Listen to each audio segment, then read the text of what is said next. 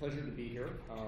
As Amrita mentioned, we're rolling out the results of a study that we launched about 3 months ago.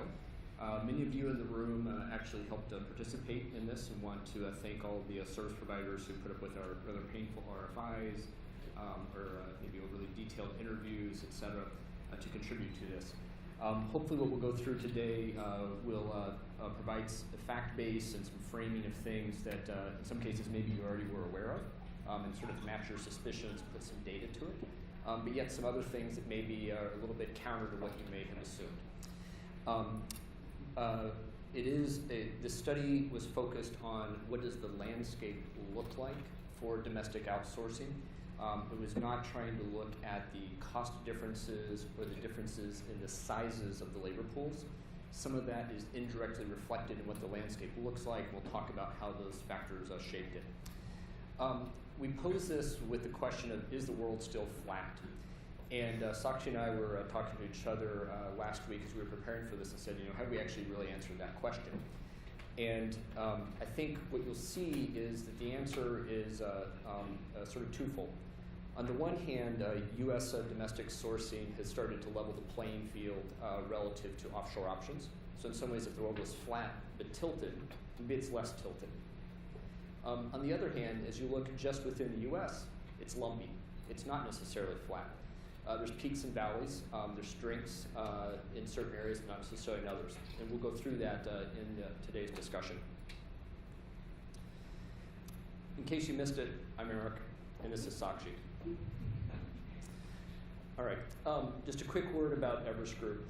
It's a consulting and research firm that focuses on what we call global services. And that's shared services, outsourcing, locations, all of the things that go into helping enterprises provide their finance, HR, supply chain, IT, unique industry-specific processes. And so one of those dimensions we spend a lot of time on is locations and how that plays into people's delivery models. Very, very closely tied to locations is basically the idea of talent. You don't have something called services unless you have people. I think when the robots take over, we'll quit calling it services, and we'll just call it sort of like extended technology or something. What we'll go through today in the presentation will be 3 basic sections. The first one, in some ways, we're a little concerned about its length, but we think it's actually important, which is we're going to spend a moderate bit of time on some of the definitions. The reason for that is we've had to lump many different things into categories of cities, regions, types of service providers, talent models, et cetera. And before we go to those generalizations, we want to be able to ensure everybody understands what we're actually talking about to draw those broad trends. The second thing that we'll do is we'll give some basic facts on the landscape. What does it actually look like from a few dimensions of what's distribution across cities, types of service providers, those types of things. And then what we'll spend the bulk of the time on are actually going into the 5 dynamics that are driving how that landscape is changing and evolving, and what are really the motivating factors underneath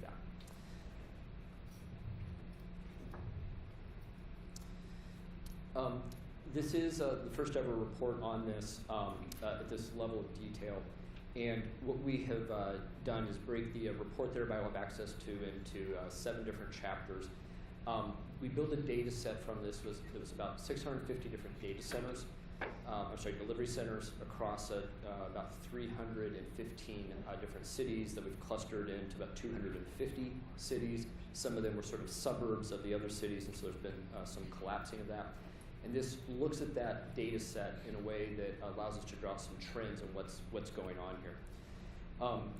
There are lots of slides in the report, obviously, that we're not going to cover today. And a lot of what we're doing today is pulling up for the overall picture. The report will be available to everybody, I think, via the mobile app shortly. We also have some printed copies in the exhibit area if you want to see one of those. And we'll look forward to talking to you about it relative to your specific situation. Which brings me to, this is a kind of cover your butt sort of slide here. We're going to talk in generalities, and that's some of why the definitions are important. You'll understand the strengths and weaknesses of that. The reason we have to use some generalities to put some shape around things is we need to be able to say some things with a certain amount of confidence and paint a fairly accurate picture. However, pictures mean different things. At one level, these may all be generals, but we actually are going to, in some ways, be very rigorous in how we describe the segmentation between different cities, different types of service providers. But in some ways, all we're doing is glossing around the edges. There are debatable things underneath it. There's stories underneath each point. The other thing I mentioned is we're looking at this largely as a point in time. The history and the context of how some of these things got to be the way they are is also important. We can speculate on some of that. We won't spend too much time on that during the formal presentation, but often the history is a pretty important part of what the landscape looks like. The primary set of lenses we'll be using in our narrative, how we'll be viewing the data and trying to interpret it, is that of a typical Fortune 500, Fortune 1000 corporation that has thousands of employees and would tend to be looking to source a variety of different work. We'll also talk about things generally in terms of just onshore versus offshore. We'll kind of ignore some of the nuances of nearshore and different versions of offshore. Those are sort of simplifying assumptions we'll make in the basic discussion. Again, we'd be more than happy to talk about things in detail outside of the presentation that may be relevant to your specific situation. As we go through this, we'll be happy to take any questions, particularly clarifying questions during the formal presentation. We intend to leave about 10 or 15 minutes at the end for more detailed questions and discussion. But if you have a question, raise your hand. I can see most of you despite the lights. They're not quite that bright, but it is a wide area to be looking at. So I guess if you can maybe wave your arm and stand and jump and yell, then that'll help me know there's a question. Okay. So quickly, what was sort of the scope that we looked at? This is just outsourcing. It does not include internal service delivery. We think it is probably fairly representative, but the internal service delivery components would also skew this a bit. We'll say from our work with different organizations that are looking for onshore locations, the service providers and the enterprises looking to set up internal delivery are generally thinking about roughly the same things. The one minor exception may be that the enterprises may be more interested in a multi-function center as opposed to a single function center, simply because they operate at a different scale within their functions. The overall report actually was US and Canada. What we'll present today is just largely the US portion, but both were included in the entire data set. We looked across IT, business process and contact center. IT and business process, as we talked about them today in the formal presentation, will just be at the aggregate level. In the report, we actually break that up between infrastructure and applications. We break up business process into finance, supply chain, and HR. So there's some sub-variations, I think 10 different sub-functions we looked at in the overall report. Then finally, we broke service providers up into different categories. We lumped people into different buckets to look at the differences in how their onshore delivery portfolio stacks up. So how did we develop this? We did RFIs to capture information about each and every delivery center with 26 different service providers. There were another 25 service providers we didn't include in the RFI, but we have data from our other work where we can understand much about where they're located and what they're doing, not quite at the same level of detail. So you'll notice on some of the charts, the number of delivery centers or service providers included will vary a bit. It will depend upon which data set is coming from it.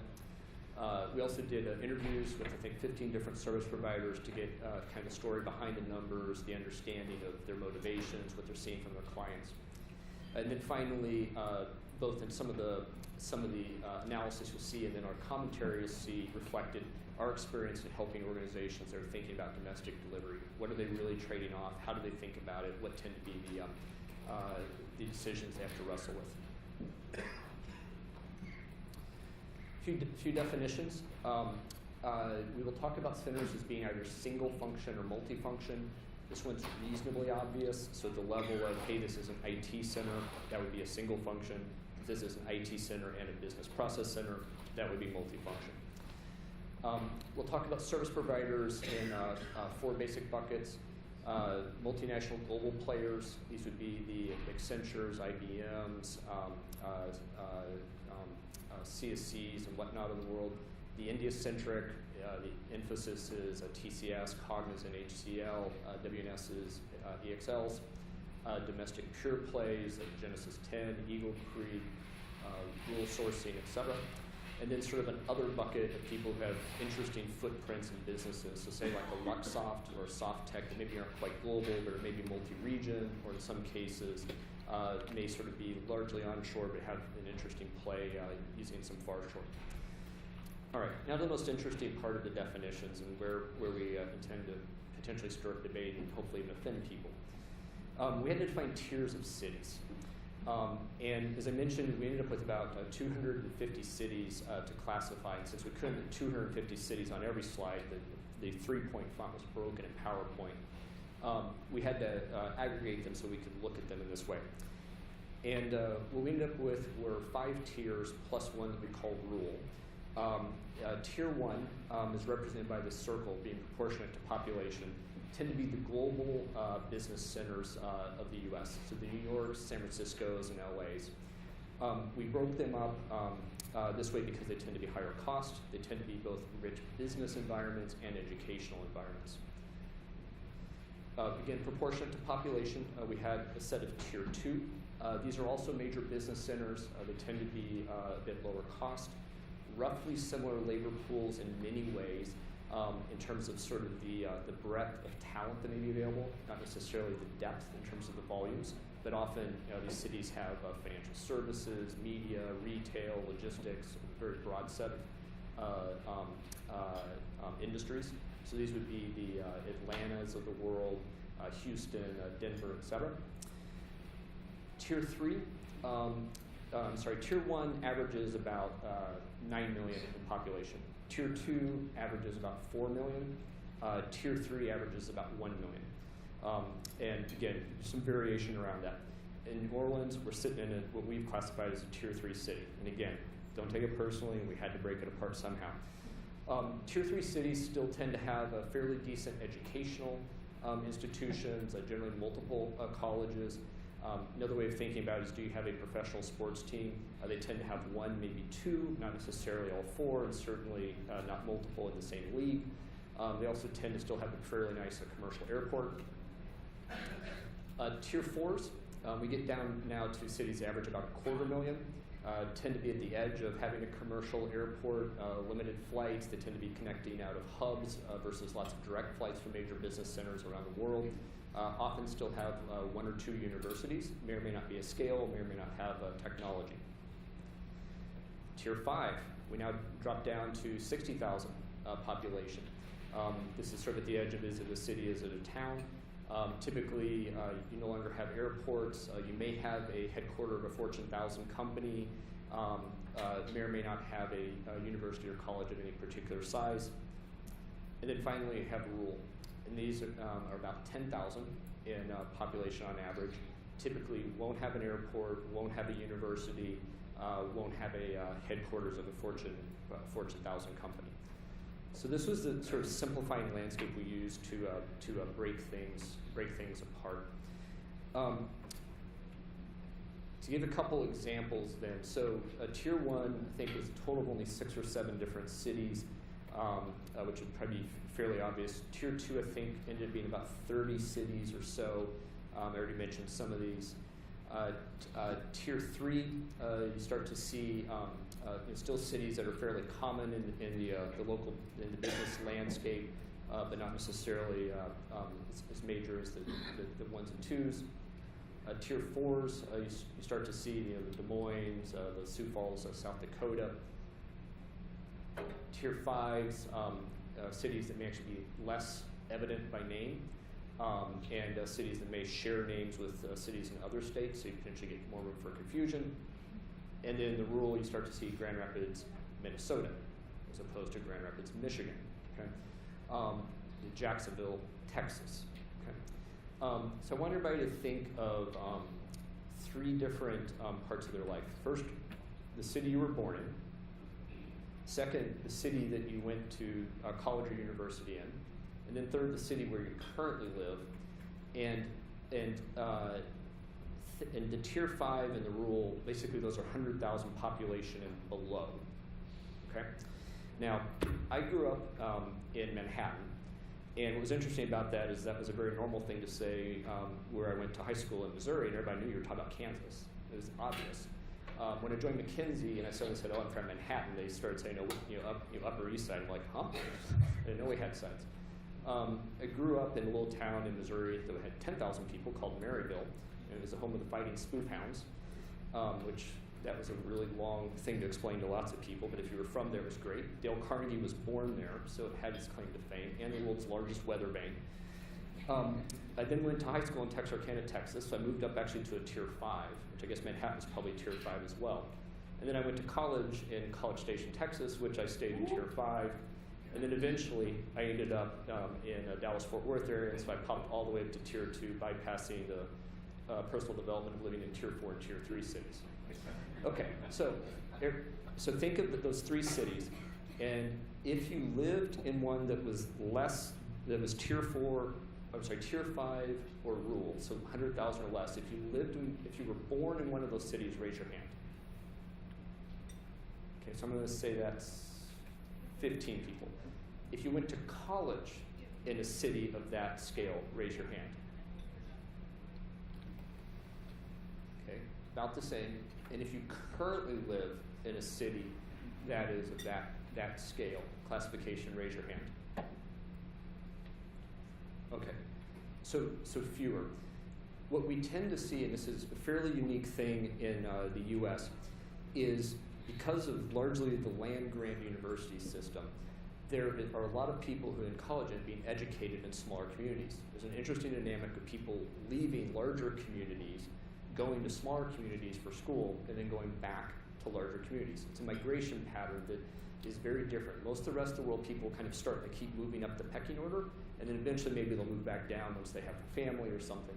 In the US, because of all these land-grant schools, there's interesting sets of migration patterns within that, in addition to having a very robust infrastructure, which makes the quality of life different, but not fundamentally different. You can get your Chili's, you can get your Best Buy, you can sort of see Avengers on the first weekend in almost all tiers of these cities.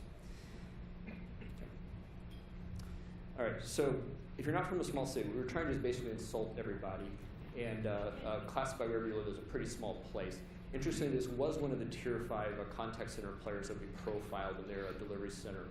It's not actually as bad as it looks. There was the executive office which actually had a larger window than most of the centers we profiled. It was actually backup power and telecom. It wasn't exactly clear unless you can see the power lines. There was a very airy, open reception with a minimalist design. And finally, in a green initiative, there was convenient parking for all the animals used for transport to work. Luckily, this isn't actually the case. And what's funny is everybody here laughs.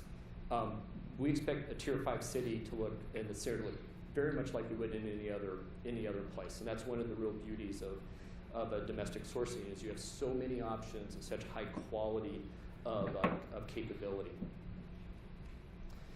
Okay, jumping into some of the kind of quick facts just to summarize the landscape as we see it. We're going to look at 5 different things that we see as being the primary factors of why people think about domestic outsourcing.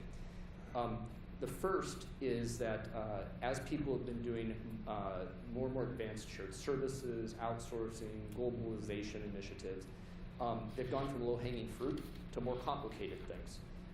It's no longer, hey, can I just kind of get my accounts payable satisfied or get some security patch installations done to things like analytics, digital, a whole bunch of things I'm going to mention. So that diversification of needs has caused there to be more need, a broader set of human capital needs that has led to a need to basically enhance the portfolio of available talent model options. So this factor primarily leads to enhancing the portfolio of delivery options, and domestic outsourcing has been underrepresented, and so it's catching up in being able to match this increasingly diversified set of needs. The second is that there are a number of things in terms of soft skills that the domestic market is much better positioned. Voice skills, cultural context being a simple set of examples. The next factors are some things related to offshore delivery that are just structurally pains in the butt. Differences in time zones, differences in culture, you end up with strange hours, you end up with burnout. There's just some limitations that as things are maturing, at some point just the pain isn't worth the gain. And then finally, there's some externalities in terms of either regulations, visas, et cetera, that may factor into a particular situation and make domestic outsourcing more attractive. These last three things, the green, the blue, and the yellow, are things that aren't so much about enhancing the portfolio, but they're rather about creating kind of skews in terms of what is the better or only fit. So they start to set some boundary conditions in terms of making sourcing model decisions. Then the final thing is that client needs that may be very, very specific. So it could be that they're inexperienced and they wish to do multiple moves of the work. They eventually want to do some offshoring, but they don't necessarily want to start there, or they want the option to move things back and forth based on maybe particular client needs. Maybe their business strategy is to be local for certain business segments. So there'd be a lot of client-specific things that tie to their culture, their business model, that may be a factor in how domestic outsourcing fits. Now, we've broken this up neatly into 5 things. We've given them 5 beautiful colors. The reality is most of the decisions are a combination of this. They don't neatly fit in one bucket or the other. These are the main things we see when we work with organizations considering some combination of things. It would vary by their particular situation. Okay, next fact. So in the data set we looked at, we had 580 delivery centers in the U.S. And across those city tiers that we mentioned, this is how they broke out. And so you notice that both the rural, the tier 5, and the tier 1 were sort of a small representation, call it 10%. The bulk of the delivery centers are on these tier 3 and tier 4. So just as a reminder, those were cities that averaged about 1 million in population or 250,000 in population. And that was roughly half the market is in those types of communities. The next way we looked at was by service provider type. We looked at it on 2 dimensions, FTE count and number of delivery centers. In this data set, there were about 200,000 FTEs represented. You see that the traditional multinational players were actually about 2/3 of that, but only about half of the delivery centers. So what that means is basically they tend to have more people in the delivery centers they do have, whereas a number of the other segments, the domestic pure plays and the India-centric players, they tend to actually have more centers on a relative basis. Much of that is that's also due to 2 different factors. Sakshi will come to this later, and when you get to slide 24, this is our kind of, as analysts, we like to put one test slide into every presentation and see if the audience can keep up with us, because we need to feel good about ourselves as analysts. And this is using a slide format that's really complicated. If you can understand it and you can ask good questions about it, I'll buy you free drinks at the happy hour tonight. So we see the domestic pure plays in particular, 2% of the FTEs, but 7% of the centers. They're creating portfolios that have a broad spread to tap into a different set of talent models than what some of these others are doing. The India-centric players tend to be trying to stay close to customers and sort of building out a portfolio in multiple geographies. All right. Next, just a quick look at single versus multifunction. Of these centers, 70% were single function. Within that, 2/3 of them were contact center only. Very few that were business process only. Moderate portion, 30% being IT only. Of that third that were multifunction, half of them were actually across all these functions, IT, business process, and voice. And there's certain organizations that like to have these multifunction hubs. They have it's a different sort of strategy and can be very, very important, particularly if you're evolving services that touch on many different things. Notice that IT and contact center led 6% of that 30%, which for those doing the math is I think 1.8%. Is a very small part of the market. You don't tend to put IT, which is considered to be kind of a high talent model, with contact center, which is tend to be a lower talent model next to each other. Where it's being done, my guess is we actually see maybe more technical help desk here as opposed to true normal base consumer contact center. All right, last last quick data piece, talent model. We looked at talent in two different buckets. Local resources, which means, hey, U.S. citizen living and working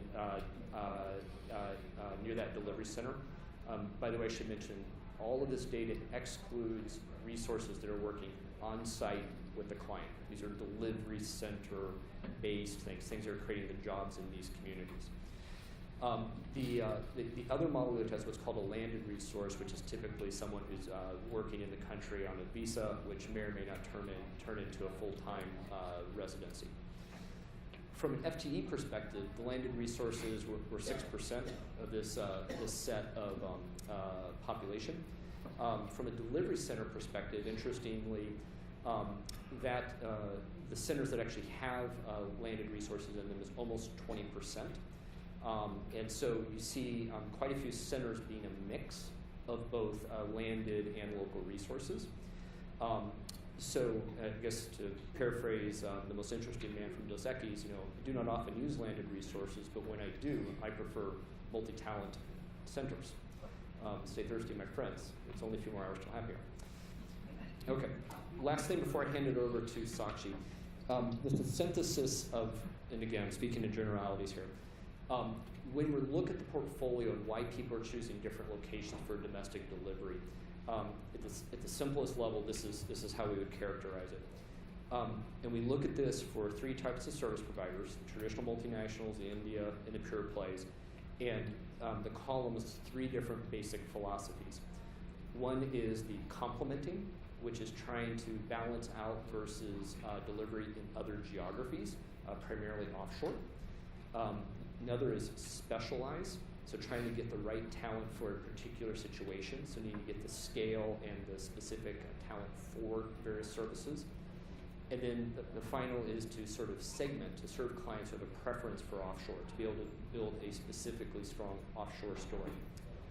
For the multinationals, what we see is that their primary focus is how to specialize, whether that may be for the public sector business, certain types of skills that since they already have so much scale in the U.S., how do they get that next set of skills they need to grow? They're doing a bit of the others, but they're primarily trying to figure out how to create specialization to fill all the needs that they have. In effect, they're looking for either more hubs or spokes to complete their global network.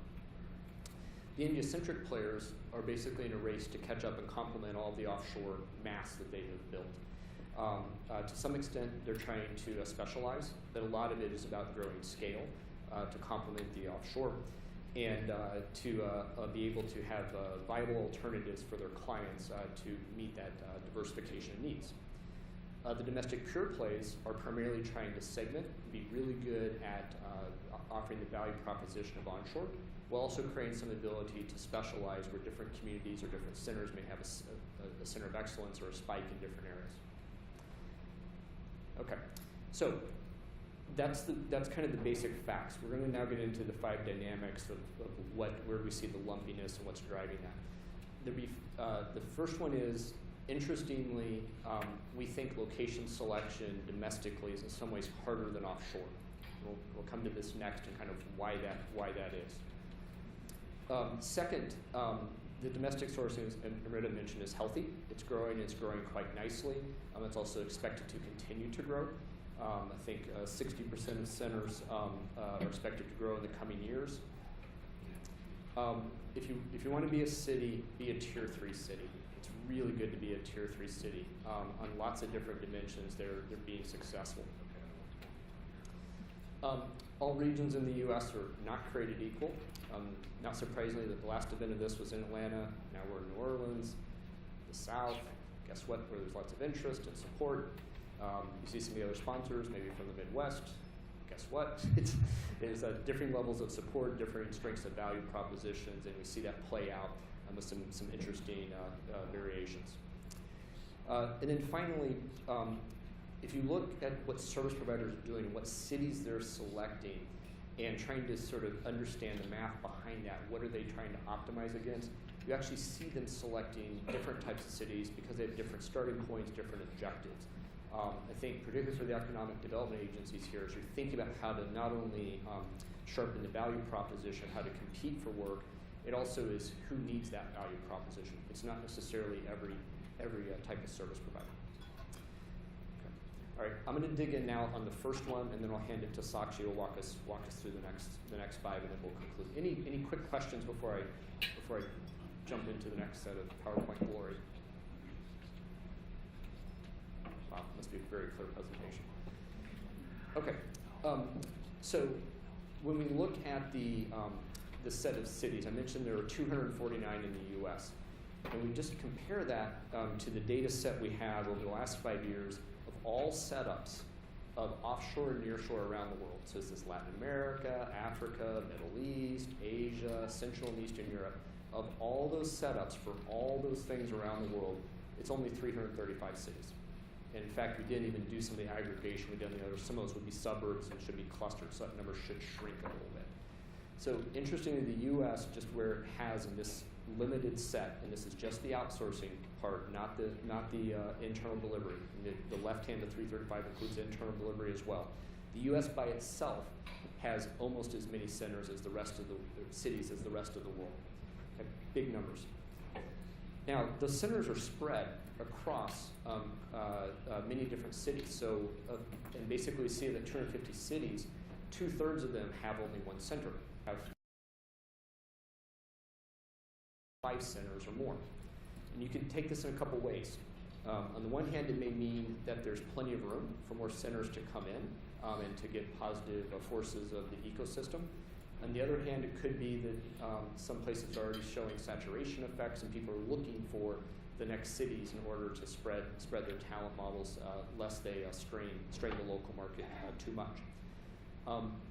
In particular, if you think about the U.S. compared to more developing markets, think India, Philippines for easy mental picture. The domestic employment opportunities are much richer than they are in developing markets, and therefore the extent to which you can pull the same percentage of talent from the city is different. There's a far more developed set of economic alternatives, so we see that scaling playing out differently. Now, when we work with organizations that are trying to select a location, generically, when they're thinking globally, the number of questions they're asking, they're concerned about infrastructure, can it actually operate with the required telecom or power conditions, risk, which could take various forms. In Buenos Aires, it's currency. In the Philippines, it's weather. In Mexico, it's maybe violence. There's regulatory factors where it's easy to operate, where there's flexibility. Interestingly, although those are typically important things, they basically become non-important once you're talking just U.S. domestic outsourcing. There's very few differences in any sort of material way. What it really turns into, it's all about the talent. And the talent comes across a couple different dimensions. First is the graduates. So how do I get the fresh talent that I can cultivate myself? The second is how do I get the experienced talent, project managers or management for centers? And then who else is competing for that talent? Is that something that actually feels good to me and it's already there and I can compete well with my value proposition? Or is it going to be negative competition and we're going to have attrition issues, we're just going to push wages up? There's then a subset of talent-related issues that become important and tied to these. Educational partnerships, both for the graduate talent and for the experience. Is there continuing education, re-education, quality of life? And this becomes important, particularly in IT, related to what I mentioned earlier in terms of the ability to migrate talent. You don't very often move contact center talent other than senior management. Business process talent also generally is sourced only locally without relocations. But in IT, quality of life and the ability to both keep people and then also attract and expand the pool you can draw from is important. And then finally, the sustainability of that talent model. How much talent is actually being produced? How do I potentially want to scale over time? Do I want to have offsetting factors? Maybe I want to put multiple types of skill sets in a center, so if something goes hot and something's going cold, we can sort of counterbalance those. Talent is the huge thing people are looking at, and because this isn't as easy as running some scenarios on currency fluctuations or making a decision about earthquakes, It's a slippery thing, and it can be influenced, and different people can manage it differently. And so for this reason, we find it to be a much harder factor for people to truly make a decision. And oftentimes what will end up coming into it a lot is incentives. What does that suggest about the ecosystem? How prominent will I be in that market? How much assistance will I get in trying to create the partnerships and the access to make me successful there? So with that, I'll hand it over to Sakshi to take us through the next one.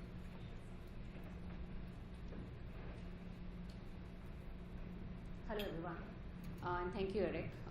The next dynamic that I'm going to talk about is the fact that domestic outsourcing is in great health, which is evident not only from the setups which have been increasing, but also the kind of growth that players are expecting going forward. If you look at the chart which we have on the left-hand side, which shows the number of new delivery center setups after the turn of the century, there's a gradual shift in the number of new delivery centers being set up.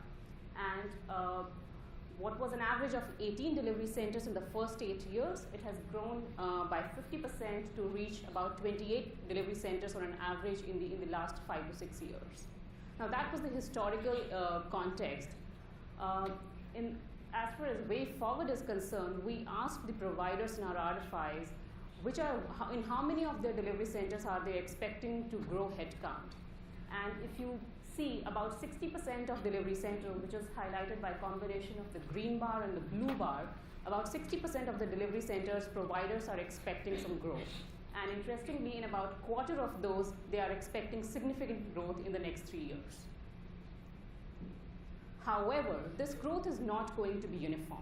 And this complicated chart really talks about the inconsistency in growth that may happen in different tiers of cities. Let me try to simplify this chart for you. The graph that we showed earlier, which talked about the growth in the delivery centers, we have broken it apart by tiers of cities. And what this shows is basically 3 major clusters. First one being tier 2 cities and tier 3 cities. And interestingly, about 70% of centers, which is shown in the red dashed box, in tier 2 and tier 3 cities are expected to grow. And in fact, about a quarter of those are expecting to grow significantly. And please keep in mind, tier 3 cities are the ones which have the largest number of delivery centers. So that talks about the big is actually getting bigger. The next cluster is around tier 1 cities and tier 5 cities. And if you notice, on the layer around slight increase, about 50% of centers in these locations are expecting slight increase in headcount. The next cluster is of tier 4 and rural cities, where actually about 50% of centers are not really expecting any kind of growth. Now, what this means is that significant attention needs to be drawn towards 2 major things. First one being, when tier 3 cities, which are already the largest and are going to expect more growth in the future, what implication does it have on the talent pool, and how organizations need to think about expanding the talent pool in tier 3 cities. The second implication is, as the market is going to heat up more in tier 3 cities, are we going to see the US version of high wage inflation and high attrition locations of maybe Bangalore in India and San Jose in Costa Rica? So that's the other thing to watch out for as the competitive intensity in tier 3 cities particularly rise with the growth that people are expecting. The next dynamic which Eric mentioned was it is good to be a tier 3 city. And we will demonstrate that by showing you multiple cuts of the data, which tells us how good tier 3 cities are performing as far as domestic outsourcing landscape is concerned. The first one being, you saw the graph earlier. They are largest by headcount. Approximately 1/3 of the headcount currently in the domestic outsourcing market is with the tier 3 cities. So they are largest by headcount. They are largest in terms of number of delivery centers, with about 27% of delivery centers located in tier 3 cities. If you put these 2 numbers together, it also gives you a sense of the size of the centers in tier 3 cities. Interestingly, the size of the delivery centers in tier 3 city is 6 times the size of typical delivery centers in tier 1 and tier 2 city. So they are largest by center size. And to give you some more statistics, The most common size that we saw in the database of tier 3 city was about 500 to 1,000 FTs, and the most common center size in tier 1 and tier 2 cities was about 100 FTs. So they have about 6 times large centers than tier 1 and tier 2 cities. Other ways which tier 3 cities are showing their strong performance is on the lines of, if you take the functional lens, they are number 1 in multifunction delivery centers, number 1 in business process delivery centers, and number 2 in contact center delivery centers. When I say number 1 and number 2, which means majority of multifunction delivery centers are located in tier 3 cities, and they are the second leading tier in terms of contact center delivery centers. If you take a provider view to this, they are the number 1 choice or number 1 tier where most of the traditional multinationals are present, and they have a decent rank for India-centric providers and domestic pure plays. And as we saw earlier, a few slides back, this is the tier which is expecting maximum growth, with about 70% of centers in this tier planning headcount growth in the future. Now, as I mentioned earlier, it seems that the big is going to get bigger. What this raises questions is about the adoption pattern, adoption level of other tiers, such as tier 4 and 5, which may be competing with tier 3 in many ways. Let's move to the next dynamic, which is around regions. I'm sure most of you are familiar with the regional classification that exists in the US, which is around South, Midwest, West, and Northeast. And we use that as one of the pivots to analyze the data that we collected. And we are going to illustrate how regions have been created unequally using 6 parameters. First one being profile of cities. Except for tier 3, which is strong everywhere, there isn't a tier which is running uniformly across all regions. If you see tier 1, it is quite prominent in West and Northeast, understandably. And if you look at tier 5, it is strong in Midwest. But there isn't any tier which is running strong across the board. And I think the key reason here is the variances in economic and demographic patterns that exist in these regions is translating into the relative difference in how tiers are prominent across these regions. The next parameter through which we'll illustrate the fact that yes, there is variation across regions is the service provider footprint. Traditional multinationals, which have about 60% of the market share, they are strong across all regions. But India-centric players are particularly strong in Midwest. Onshore pure plays have presence in South and Midwest and are almost missing from the West and Northeast region. And the final 4 parameters which will illustrate the variation is around center size. The South region has the maximum number of largest delivery centers. In fact, maximum number of 1,000+ FT centers are located in the South region. In fact, Northeast has the maximum number of smallest centers, and hence by center size also there is a significant variation. If you take a functional view, and you will see that in the report, contact center is the largest function across all regions. However, the South has disproportionately high number of contact centers, whereas the share of functions within Northeast is quite uniform. In terms of historical growth, again, you will see that in the detailed report, delivery centers in the South have grown more rapidly than any other region. And as far as future growth is concerned, South is the number 1 region that is going to grow, followed by Midwest. Now, what this implies is that each region has its own competitive environment, own talent potential, talent concentration, and own scalability potential. And these should be important considerations when buyers and providers make their decisions about expanding in any of these regions, because they are not similar. They have differences, and they have different things to offer. Finally, the slide 24, which is the complicated one, and I'll leave you guys for probably for 30 seconds to just understand what is there on this slide. On the x-axis, we have the different provider categories. And on the y-axis, we have city tiers. And the numbers on the top represent the number of delivery centers. So what this slide tells you is which are the tiers which the providers are preferring for setting up the delivery centers. And what the slide tells us that the choice of city varies by provider category, and it also reflects the onshore strategy that the providers have. For example, traditional multinational players, they are pretty strong in tier 3 and tier 4 cities. India-centric providers are strong in Tier 1 and Tier 2 cities. Domestic pure plays have strong presence in Tier 4 and rural cities, and others sort of behave similarly to the traditional multinationals.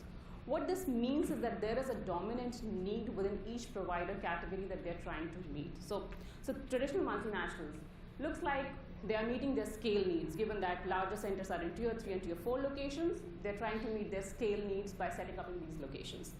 India-centric providers, they are in Tier 1 and Tier 2 cities, and it looks like they are trying to meet their client proximity needs by setting up center in these locations. And onshore pure plays, by being in rural locations and Tier 4 locations, it seems that they're trying to play the low-cost card and meeting their low-cost requirements by being present in these locations. And as Eric also mentioned earlier, what this means is the implications for economic development agencies when they're trying to attract investments, because they need to tailor their value proposition, and it may not resonate with everybody because everybody has a unique requirement. So economic development agencies need to think, to whom is their value proposition most relevant? Are they going? Can they support a center which is large in size, which probably a traditional multinational may be looking at, or they are something that can bring them closer to the client, which probably an India-centric provider can do that.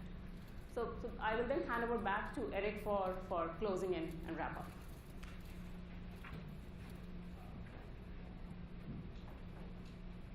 Okay, so just to recap on the five, we actually find that the location selection in domestic is actually fairly difficult. It's largely about trying to anticipate talent models and understanding how you want to operate, because that's the key to success. It's not infrastructure, it's not risk profile, et cetera.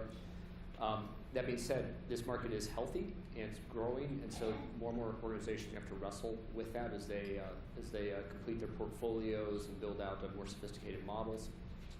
If you're a Tier 3 city, life is good right now. It looks like it will continue to be good, but there may be some storm clouds on the horizon if those markets start to overheat. The South and Midwest are looking good in terms of regions.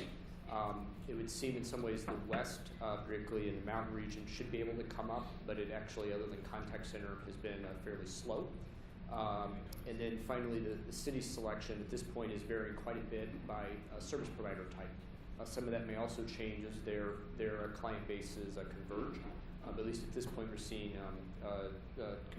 comparatively notable differences in how they think about what cities are best for them.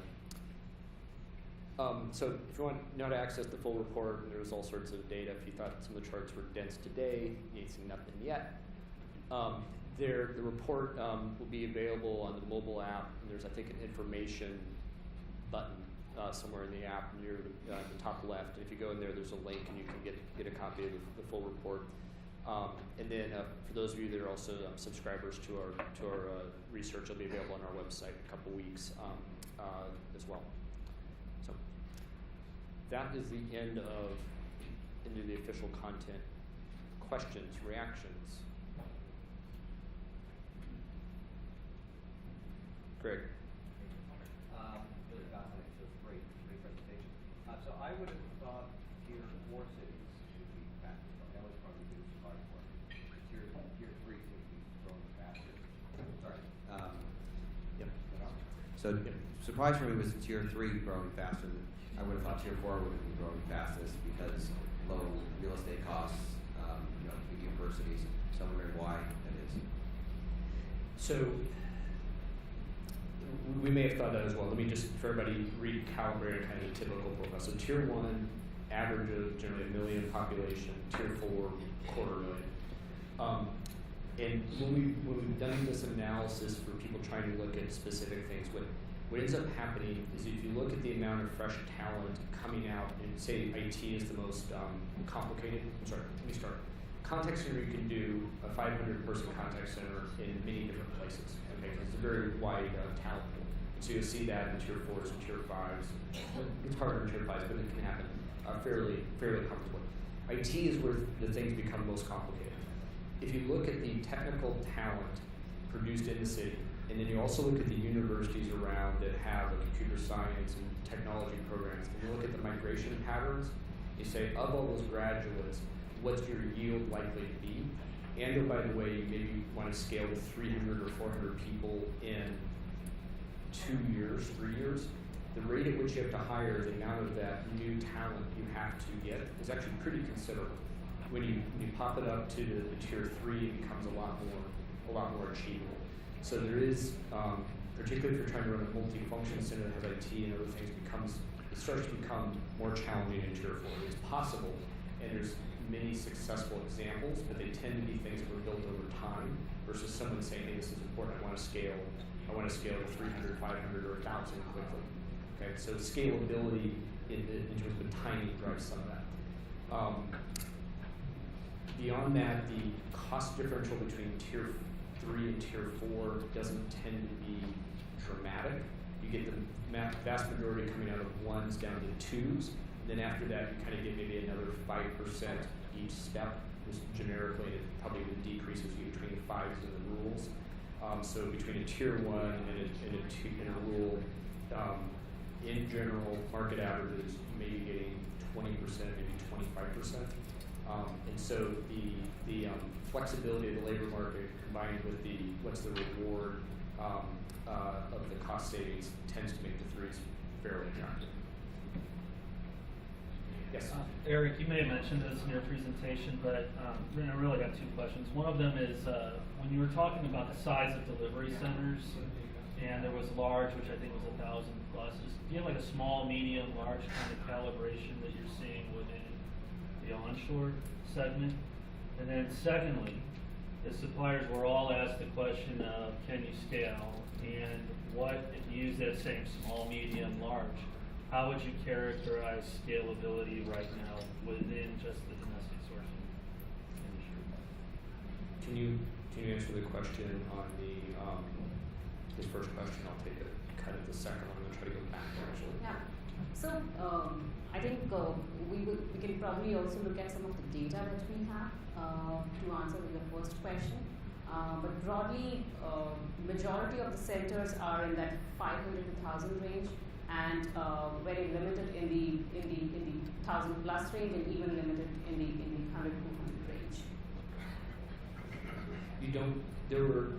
We had one center. We had a couple that were over 2,000 at the maximum level. Yeah.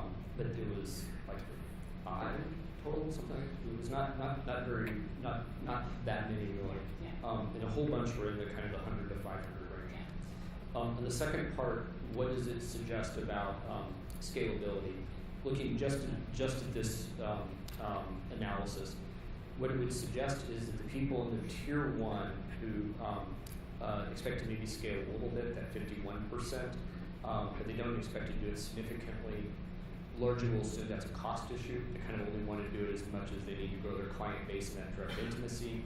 At the far end of the spectrum in the rural, the scaling is not going to be so much the existing centers, but rather looking for other like cities. So the centers already in the rural cities may be at a fairly decent size.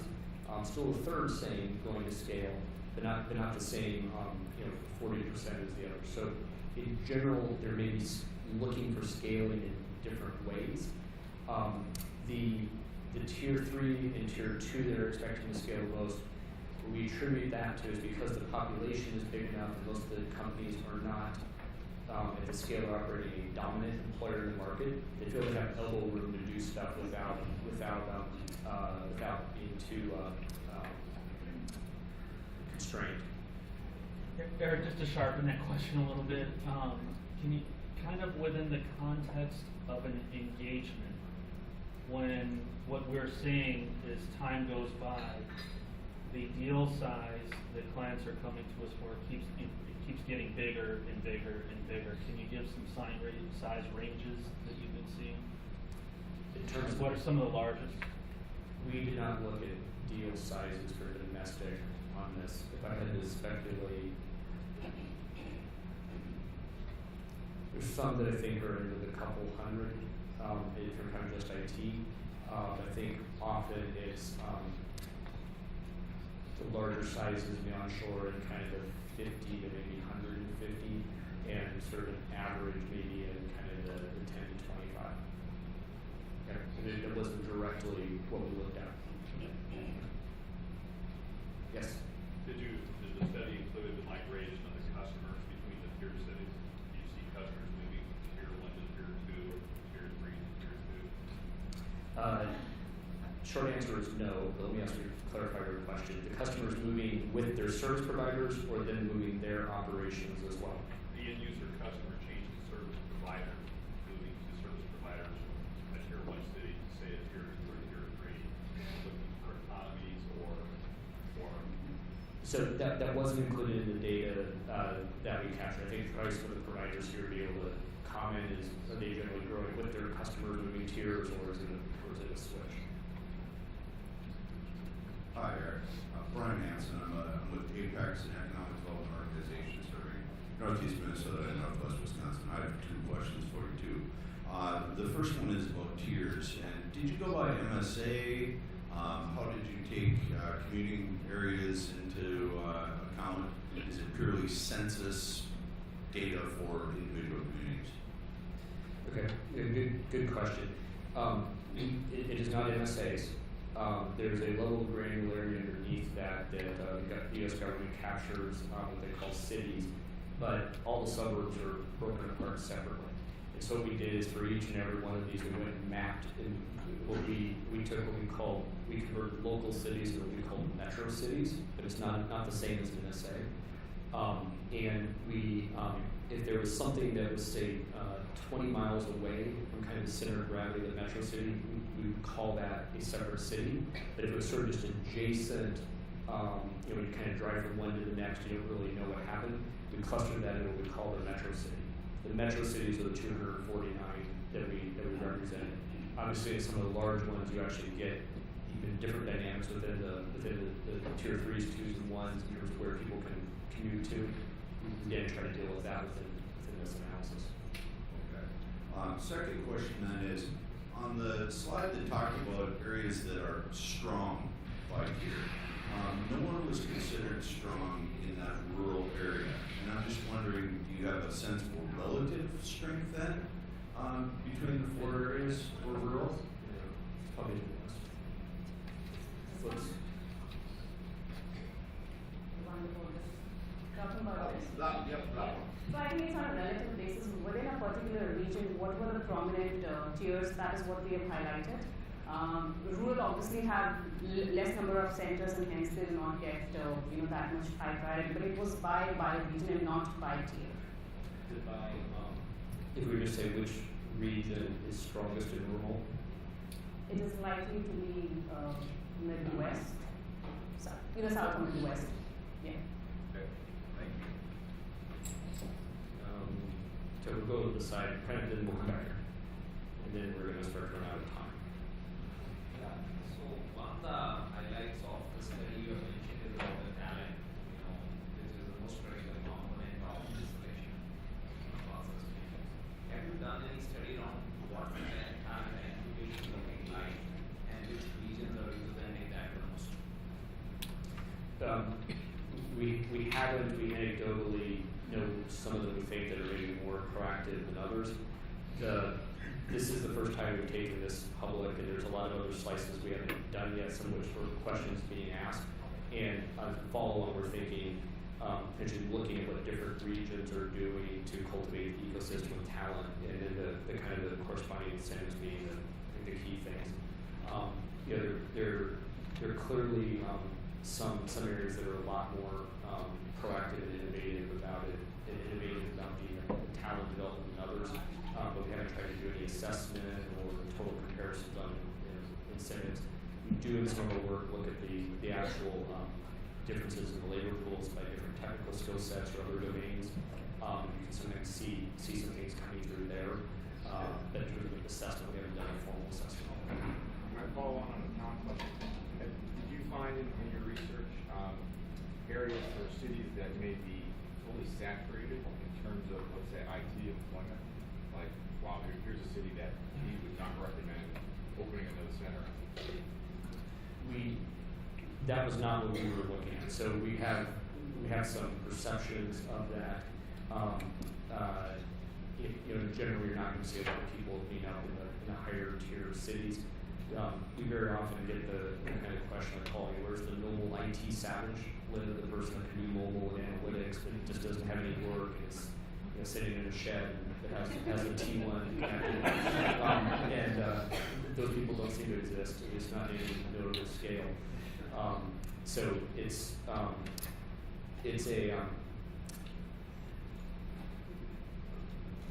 the places where you're seeing the wage inflation, you can look at recruiters for the leading indicator on this period for contractors, that's tend to be where you see it binding up. But even there, by technical domain, you'll see some variations in what's happening with the local employment. Like I think of like a law firm where you've got many,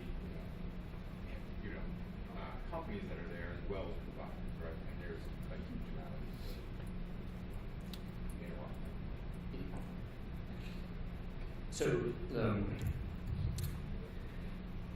So you're absolutely right, it's huge. That being said, you still see people go in, but we also talk to people who say, I may want to leave. So the puts and takes and what people are looking for aren't always, what's attractive to one organization isn't necessarily attractive to another.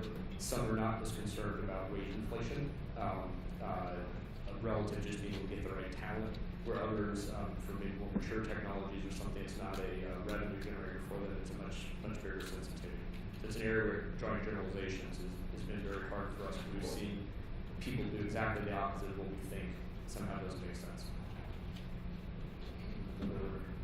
Yes. Yeah, I might just sort of follow up on the one question over there about relocation tax policy. That you've run across that in the Northeast, Tier 2, Tier 3 tend to have higher incentives to bring companies in more so than you'd see in the Midwest, Tier 4 cities. That type of view of research on that. We did not look at that. The incentives, as I mentioned, is potentially one of the pieces that would be a good follow-on in terms of how people differentiate those based upon their strategy, but it wasn't something we specifically looked at. And with that, I think we're actually over. Okay. All right. Thank you very much.